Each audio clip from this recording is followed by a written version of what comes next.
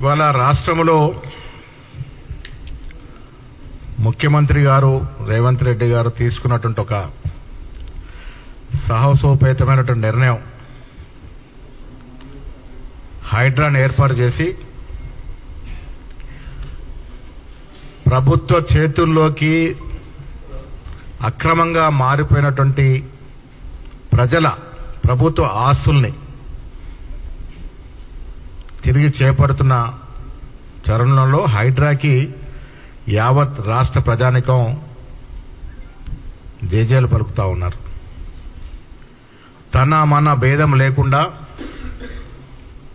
Hydraa committee దురాక్రమణకు గురైనటువంటి ప్రభుత్వ ఆస్తుల్ని వెనక్కి తీసుకొస్తున్న తరుణంలో ఇవాళ మళ్ళీ కేటీఆర్ గారు వార్తల్లోకి వచ్చినారు. ఈ విషయాలు మాట్లాడే ముందు సంవత్సరం 2 సంవత్సరాల క్రితం జనవాడ ఫామ్ హౌస్ లో జరిగిన తతంగం ఒక్కసారి మనం మీ దృష్టికి తీసుకురావాల్సిన అవసరం ఉన్నది.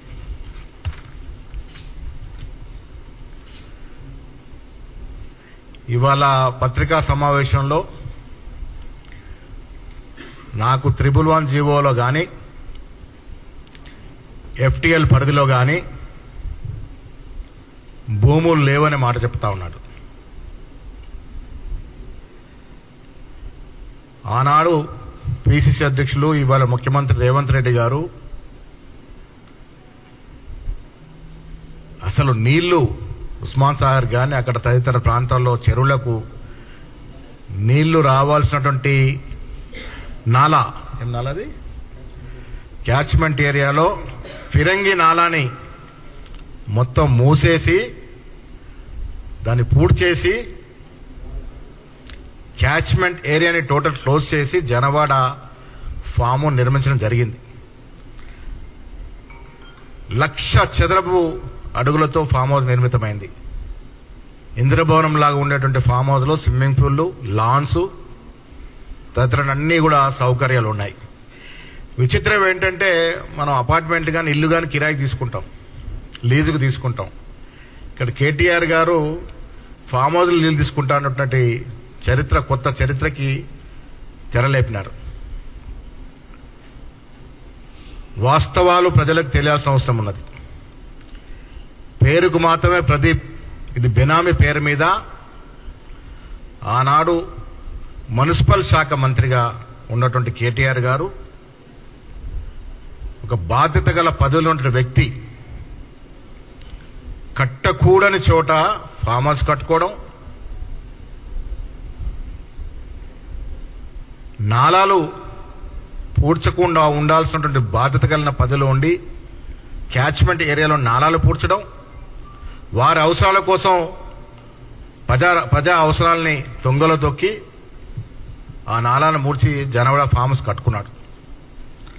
ఆనాడు ప్రతిపక్షంలో ఉన్న రేవంత్ రెడ్డి గారు ఈ ఫామ్ హౌస్ తతంగంతా కూడా బయటికి తీసుకొచ్చి ఇది కట్టకూడని చోట కట్టినారు, తద్వారా ప్రజలకి నష్టం కలుగుతుందని చెప్పడం, ఆ తర్వాత నేషనల్ గ్రీన్ ట్రిబ్యునల్ కి కంప్లైంట్ చేయడం, ఆనాడు ఇది ప్రజల ముందుకు తీసుకొస్తే రేవంత్ రెడ్డి గారిని అరెస్ట్ చేయడమే కాకుండా 14 రోజులు జైల్లో పెట్టిన సందర్భం. అసలు అరెస్ట్ చేయకుండా యాక్ట్లు పెట్టి పైనుంచి వచ్చిన ఒత్తిడి వల్ల ఆయన అరెస్ట్ చేసిన తతంగం. ఆనాడు కూడా చేతులు దులుపుకొని నాకు అసలు ఆ ఫామ్ హౌస్ సంబంధమే లేదు, మా మిత్రుడు ఫామ్ హౌస్ చెప్పడం జరిగింది. కానీ ఆనాడు ఇన్వెస్టిగేట్ చేసిన పోలీస్ అధికారి ఇచ్చిన రిపోర్ట్లో మాత్రం స్పష్టంగా ఆయన ఏం చెప్తాడంటే దీంట్లో further it is submitted that based on the investigation it is revealed that the accused persons have committed offences that they have loitered near the properties, residence premises of private persons and dignitaries, including residing premises of Kalvakuntla Taraka Ramarao, Honorable IT Minister అని చెప్పడం జరిగింది. ఇది police శాఖ ఇచ్చిన report లో ఇది KTR farm house అనే తేల్చడం జరిగింది. ఇవాళ నాకు గాని నా కుటుంబ సభ్యులు గాని అక్కడ ఆస్తులు లేవని చెప్తా ఉన్నారు. ఇగో ఇన్ని సర్వే నంబర్లో కేటీఆర్ గారికి మీకు అందజేస్తాం. ఇన్ని సర్వే నెంబర్లో కేటీఆర్ గారికి ఎఫ్టీఎల్ జోన్లో ప్రాపర్టీస్ ఉండకూడని చోట్ల ప్రాపర్టీస్ ఉన్నాయి. సర్వే నంబర్ ఆధారంగా మీకు ఇప్పుడు అందజేస్తాం. ఉదాహరణకి పట్టాదారు పేరు కల్వకుంట్ల శైలిమ, సర్వే నంబరు 645/7, 2 ఎకరాలు, 2.5 ఎకరాలు. మళ్ళీ 645/6లో 2.5 ఎకరాలు. శైలిమ పేరు మీద దాదాపుగా ఎన్ని ఎకరాలున్నాయో మీకు ఇవన్నీ కూడా అందజేస్తాం. ఇవన్నీ కూడా ఎఫ్టీఎల్ గ్రీన్ ట్రిబ్యునల్ జోన్లో ఉన్న భూములే. ఇవాళ పత్రికా సమావేశం చెప్తాను, నాకు కానీ నా కుటుంబ సభ్యులు లేవు, కాంగ్రెస్ వాళ్ళకు ఉన్నాయని. ఇప్పుడు ప్రదీప్ రావు గారు కోర్టును ఆశ్రయించారు, జనవాడ ఫామ్ హౌస్ ని కూల్చొద్దు అని. నేను తారక రామారావు గారిని అడుగుతున్నాను, ఎందుకు కూల్చకూడదు? చట్టానికి ఎవరు అతిథులు గారు, ఎవరు చుట్టాలు గారు? మీరు 10 ఏళ్లు ముఖ్యమంత్రిగా, మీ నాయన మంత్రిగా మీరు యథేచ్ఛగా ప్రభుత్వ భూముల్ని విధ్వంసంగా ధ్వంసం చేసి ఆక్రమించుకున్నటువంటి సందర్భాలు కోకోలోలు. అది ముఖ్యమంత్రి నుంచి మొదలుగా కింది స్థాయి కార్పొరేటర్ల వరకు. ఇవాళ మా నిజామాబాద్ పట్టణంలో కూడా దాడులు జరుగుతూ ఉన్నాయి. ఎవరు అంతా దోషులు చేస్తున్నా అంతా ఆ రోజు ఉన్నటువంటి టీఆర్ఎస్ కార్పొరేటర్లు యథేచ్ఛగా ప్రభుత్వ భూములను ఆక్రమించుకోవడం, పట్టాల్లో పేర్లు మార్చుకోవడం, ప్రైవేట్ పరం చేయడం. నేను అనిపిస్తే అప్పుడప్పుడు కేసీఆర్ గారు ముఖ్యమంత్రి అయిందే ఆయనకు ముందు నుంచి కూడా ఈ భూముల మీద దృష్టి కన్ను ఉండింది. కొన్ని లక్షల ఎకరాలు హైదరాబాద్ చుట్టూ ప్రాంతంలో ఆన నిజాం ప్రభుత్వ అవసరాలకు ఉంచిపోయినటువంటి కొన్ని లక్షల ఎకరాల భూమి మీద కన్నుబడింది. కాబట్టే ఉద్యమదార ముఖ్యమంత్రి ఆ భూములు కాజేసే కుట్రలో ఆయన ముఖ్యమంత్రి, ఆయన కొడుకులందరూ కూడా ఈ రకమైనటువంటి విధ్వంసానికి పాల్పడ్డారని మీకు లిఖితపూర్వకంగా ఇస్తా ఉన్నాం. కేటీఆర్ చరిత్ర అంతా కూడా దీంట్లో ఉంది, మొత్తం ఈ పేపర్లలో. ఎక్కడెక్కడ భూములున్నాయి, ఏ సర్వేంద్ర భూములున్నాయి, ఉండకూడని చోట ఎన్ని వందల ఎకరాలున్నాయి, కేటీఆర్ గారి, కేటీఆర్ కుటుంబ సభ్యులకి సర్వే నంబర్ ఆధారంగా మీకు మీ ముందు పెడతాం. ఇంకా ఇవాళ ప్రజల్ని మభ్యపెట్టే ప్రయత్నం చేస్తా ఉన్నారు. ఎందుకంటే వారి చిట్టా, వారి కుటుంబ సభ్యుల చిట్ట ఇంత ఇన్ని పేజీలు ఉంది. ప్రజల్ని, తెలంగాణ ప్రజలు, వివేకవంత ప్రజలు, కేటీఆర్ గారు పాపం ఇంకా అమాయకులు తెలంగాణ ప్రజలు నేను చెప్పింది నమ్ముతారనుకుంటా ఉన్నారు. మీరు చెప్పింది నమ్మకనే మిమ్మల్ని ఇంటికి పంపించినారు. వీళ్ళు 1, 2 కాదు, కొన్ని వేల ఎకరాలు ప్రభుత్వ యొక్క భూమి ప్రైవేటు పరంగా అయింది. దాంట్లో కేటీఆర్, కేసీఆర్ కుటుంబ సభ్యులే కాకుండా ఆనాడు ఉన్నటువంటి మంత్రులు, శాసనసభ్యులు, శాసనమండలి సభ్యులు, ఆఖరి కార్పొరేటర్లు కూడా ఈ భూమి విధ్వంసానికి పాల్పడి ప్రభుత్వ భూముల్ని కాజేసిన సందర్భం. ఆనాడు ఈ ఫామ్ హౌస్ కూడా ఒక ప్రైవేటు వ్యక్తిని బెదిరించి, అదిరించి, భయభ్రాంతులు చేసి, అరెస్టులు చేయించి లాక్కున్న సందర్భం. దాని కూడా ఆధారాలు ఇస్తాం.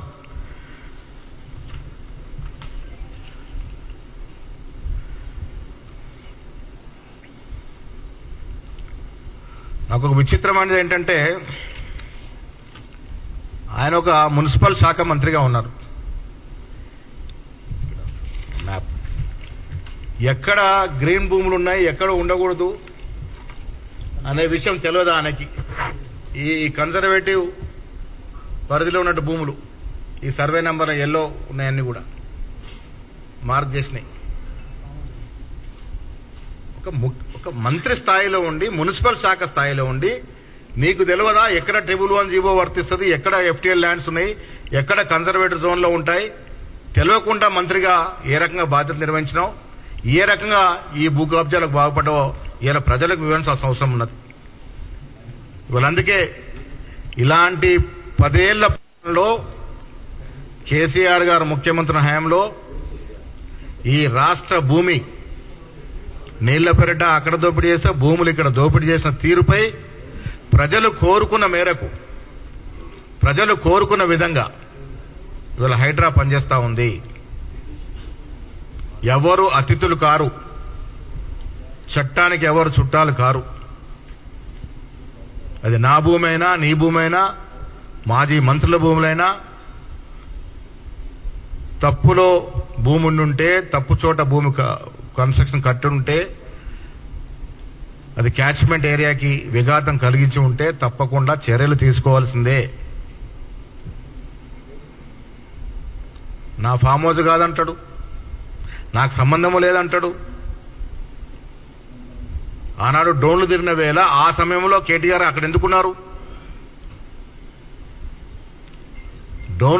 మా మీద డ్రోన్లు తింపారని రేవంత్ రెడ్డి గారి మీద మిగతా 15 మందిలో కేసులు పెట్టినప్పుడు కేటీఆర్ గారు ఆ సమయంలో అక్కడ ఎందుకున్నారు? ఇన్వెస్టిగేషన్ రిపోర్ట్లో ఇది కేటీఆర్ నివసిస్తున్న స్థలం అని చెప్పడం, ఇవన్నీ చూస్తా ఉంటే ఒక బెనామీ పేరు మీద పెట్టుకుని జనవాడ ఫామ్ హౌస్ ని కేటీఆరే కట్టుకున్నాడు. దాంట్లో ఏం అనుమానం లేదు.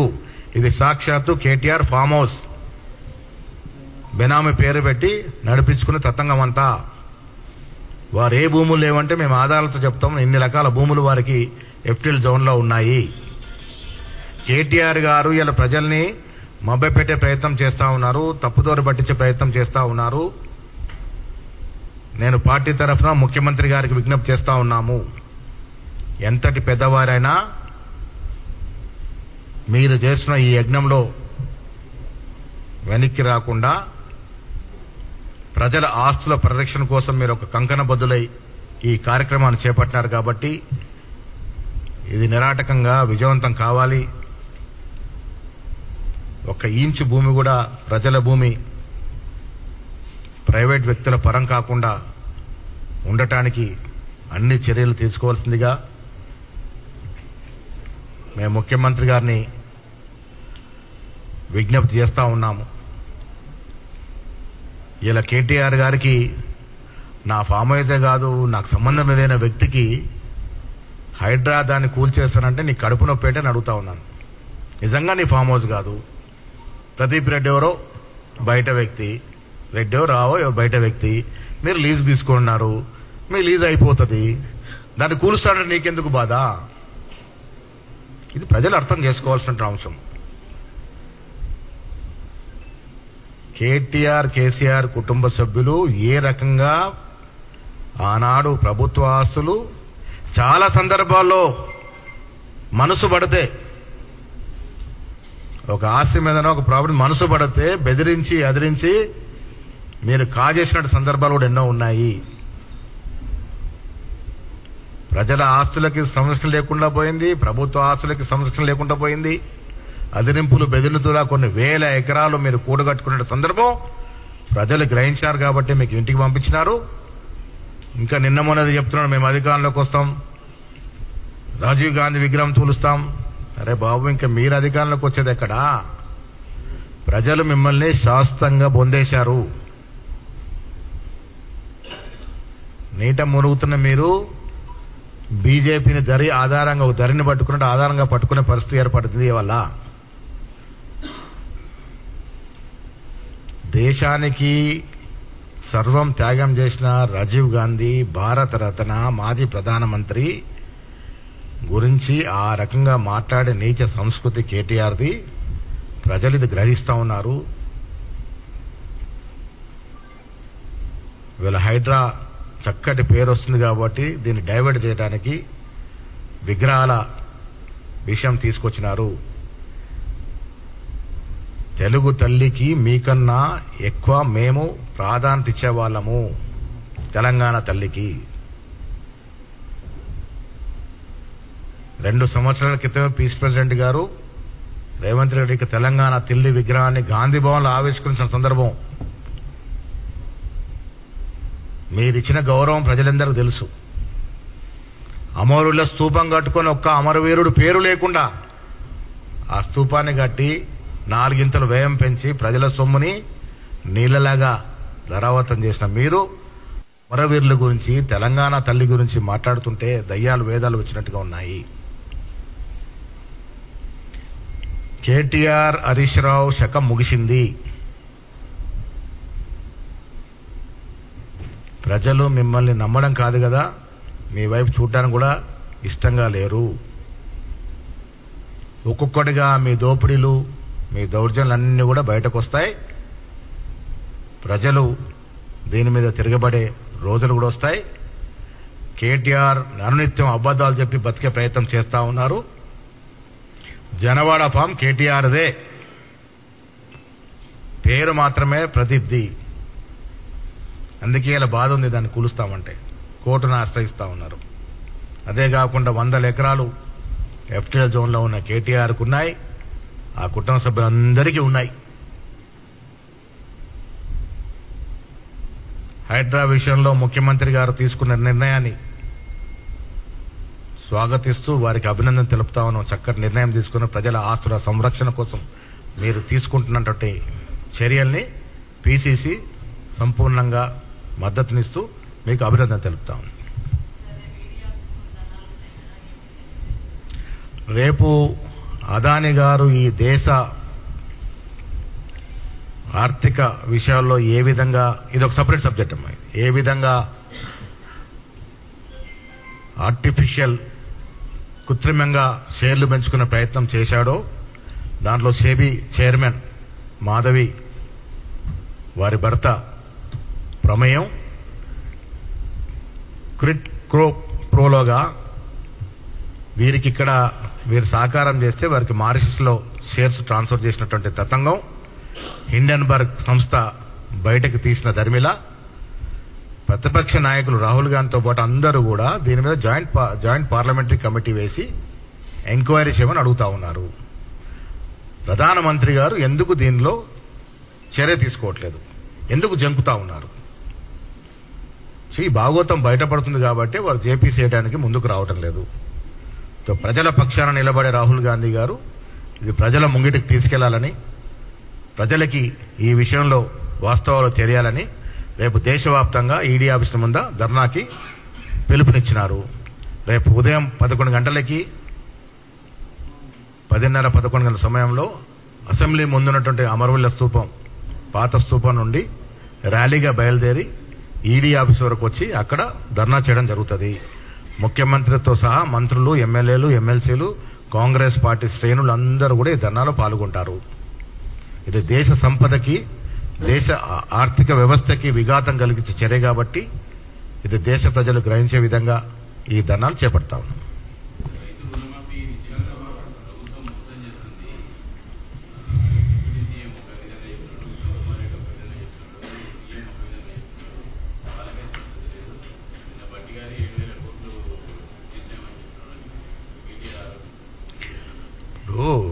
రుణమాఫీ విషయంలో అసలు కేటీఆర్ కి మాట్లాడే అర్హత ఉందా? 10 ఏళ్ళు అధికారం నుండి ఎంత మాఫీ చేసినారు మీరు? ఎన్ని విడతలుగా మాఫీ చేసినారు? ఆ విడతల వారీగా మాఫీ చేయడం వల్ల వడ్డీకి వడ్డీ అయి రైతు నడ్డి విరిగింది. ముందు నుంచి కూడా అబద్దాలు చెప్పడం అలవాటు ఉన్న మీకు రైతు రుణమాఫీ విషయంలో మీరు ఫెయిల్ అయినారు. ఇలా రేవంత్ రెడ్డి గారు ఇచ్చిన మాట ప్రకారం 15 ఆగస్టు లోపల 2 లక్షల రుణమాఫీ చేయడం జరిగింది. అక్కడక్కడ ఏదైనా టెక్నికల్ సమస్యలుండి కొంత ఆలస్యం అయితే ఆలస్యం కావచ్చు, కానీ ఆ టెక్నికల్ సమస్యను 5% 10% రైతులు పట్టుకొని యావత్ రాష్ట్రంలో రైతు రుణమాఫీ జరగలేదని ఇంత పచ్చిగా అబద్దాలు ఆడితే ఎట్లవుతుంది? ఇప్పుడు ఏ స్కీము ఇంప్లిమెంట్ చేయాలన్నా కొన్ని పరిస్థితులు, కొన్ని పరిమితులు, కొన్ని కండిషన్లు ఉంటాయి. దాని ఆధారంగా ఎక్కడన్నా కొద్ది లొసుకులు ఉంటే, టెక్నికల్ ప్రాబ్లం ఉంటే తర్వాత ప్రాబ్లం సమసిపోతుంది. కాంగ్రెస్ పార్టీ ధ్యేయం వల్ల కూడా పరిపూర్ణంగా 2 లక్షల మేరకు 2 లక్షల లోపున్న రుణం మాఫీ చేసే దశగా డబ్బులు విడుదల చేయడం జరిగింది.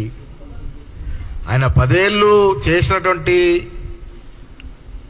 రుణమాఫీ ఎంతైతుందో దానికన్నా ఎక్కువనే, అంటే మేము వచ్చి 9 నెలలైంది. వాళ్ళు 10 ఏళ్ళలో ఎన్ని విడతలు రుణమాఫీ చేశారు, ఎంత అమౌంట్ ఇచ్చారు? మేము 9లో ఎంత రుణమాఫీ చేశాం, ఎంత అమౌంట్ ఇచ్చాం, అది లెక్క చూసుకుంటే సరిపోతుంది. ఈ రకంగా ప్రజల్ని మభ్యపెట్టడము, తప్పుదారి పట్టేయడము, ఉన్నది లేనట్టుగా లేనున్నట్టు చెప్పడము, ఇది మంచి సంస్కృతి కాదు. రైతుల విషయంలో మొదటి నుంచి కూడా కేసీఆర్, కేటీఆర్ అన్ని అబద్దాలు చెప్పి ప్రజల్ని మోసం చేశారు. మేము ఇచ్చిన ప్రతి వాగ్దానాన్ని పరిపూర్ణంగా అమలు చేస్తా ఉన్నాము. ఏం అన్వేష్ గారు ఎంత ఇచ్చారు వాళ్ళు, మనం ఎంత ఇచ్చాము? ఇవ్వలేదు. మనం ఎంత ఇచ్చాము? ఇప్పుడు వాళ్ళు మొత్తంలో 8,000 కోట్లు ఇవ్వలేకపోతే మేము 18,000 కోట్లు చిల్లరిచ్చినాము, ఇంకా ఇస్తున్నాము. ఎవరు నిజమైన రైతు పక్షపాతులు? 40 లక్షల రైతులకి ఇలా రుణమాఫీ చేరింది. ప్రతి స్కీములో లొసుకులు ఉంటాయి. 1-2%, 3% ఏదైనా ఉంటే అవి కూడా సరి చేస్తాం. దాన్ని గొగ్గోలు పెట్టి ఇది ప్రచారం చేసుకునే ప్రయత్నం చేస్తా ఉన్నారు. కానీ మాకున్న సంతృప్తి ఈ రాష్ట్రంలో ఉన్న రైతాంగం అంతా కూడా తృప్తిగా ఉన్నారు. కాంగ్రెస్ స్కీమ్ వల్ల సంతోషంగా ఉన్నారు.